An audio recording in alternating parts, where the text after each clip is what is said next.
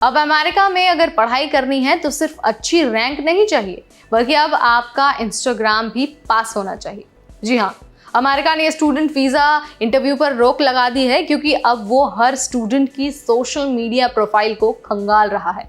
अगर आपने कभी भी अमेरिका की आलोचना की है या फिर फिलिस्तीन के लिए सपोर्ट में लिखा है, तो आपका वीज़ा सीधा सीधे रिजेक्ट हो सकता है। भारत के पूर्व आरबीआई गवर्नर रघुराम राजन ने भी इस पर अपने विचार रखे हैं और उन्होंने कहा है कि अगर ये बंदिशें जारी रहती हैं, यानी कि इंटरनेशनल स्टूडेंट्स पर क्रैकडाउन ऐसे ही चलता रहा, तो अमेरिका खुद बर्बादी की तरफ बढ़ेगा। तो सवाल ये है कि क्या अब कोई सोच रखना, सच बोलना वीज़ा के खिलाफ चला गया है, या फिर अमेरिका अब टैलेंट से ज़्यादा लॉयल्टी मांग रहा है? हम आपको इस वीडियो में सारे क्वेश्चंस का आंसर देने वाले हैं। बहुत आसान भाषा में समझाएंगे, आपको फैक्ट्स और डेटा के जरिए बताएंगे कि क्या कुछ हो रहा है अमेरिका में और सरकार की मंशा क्या है। नमस्कार, मेरा नाम है नेहा उपाध्याय और आप देखना शुरू कर चुके हैं एनबीटी टेक। हाल ही में अमेरिका के विदेश विभाग ने सभी दूतावासों को आदेश दिया है कि नए स्टूडेंट वीज़ा इंटरव्यू फिलहाल न लिए जाए। क्यों? क्योंकि अब वीज़ा देने से पहले हर स्टूडेंट की सोशल मीडिया प्रोफाइल की गहराई से जांच की जाएगी।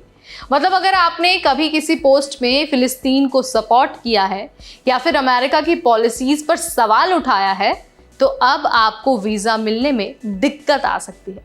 यानी कि अगर सरकार के खिलाफ आपने कुछ भी कहा है, तो आपको यूएस का वीज़ा नहीं मिलने वाला है। अब जरा ये समझ लीजिए कि इस क्रैकडाउन से कौन से लोग प्रभावित होने वाले हैं। तो देखिए, सबसे बड़ा असर तो जाहिर सी बात है इसका भारतीय छात्रों पर ही पड़ने वाला है। क्यों? क्योंकि 2023-24 में 1.1 मिलियन इंटरनेशनल स्टूडेंट अमेरिका गए, जिसमें सबसे ज्यादा भारत से थे। अब सोचिए, इतने सारे होशियार और मेहनती बच्चे जो लाखों रुपए खर्च करके अमेरिका पढ़ने जाते हैं, अब उनके सपनों पर ब्रेक लग सकता है। वो भी इसलिए क्योंकि उन्होंने पुराने पोस्ट में अमेरिका की नीतियों के खिलाफ बोला है। अब जरा ये समझ लीजिए कि इस बीच रघुराम राजन, जो पूर्व आरबीआई गवर्नर हैं, उनका क्या कहना है। भारत के पूर्व आरबीआई गवर्नर और यूनिवर्सिटी ऑफ शिकागो के प्रोफेसर रघुराम राजन ने इस पर कड़ी चेतावनी दी है। उनका कहना है कि अगर अमेरिका इंटरनेशनल स्टूडेंट्स को इसी तरह रोकता रहा, तो उसे भी खुद भारी नुकसान होगा। उन्होंने एग्जाम्पल दिया कि जो गूगल के को फाउंडर हैं, वो भी विदेशी छात्र के रूप में ही अमेरिका आए थे। अगर ऐसी नीतियां बनती रही, ऐसी नीतियां लागू होती रही, तो टैलेंट का फ्लो अमेरिका में रुक जाएगा और इससे अमेरिका की इनोवेशन और इकोनॉमी दोनों को झटका लग सकता है। असल में अमेरिका में अभी यूनिवर्सिटीज और सरकार के बीच तनाव चल रहा है।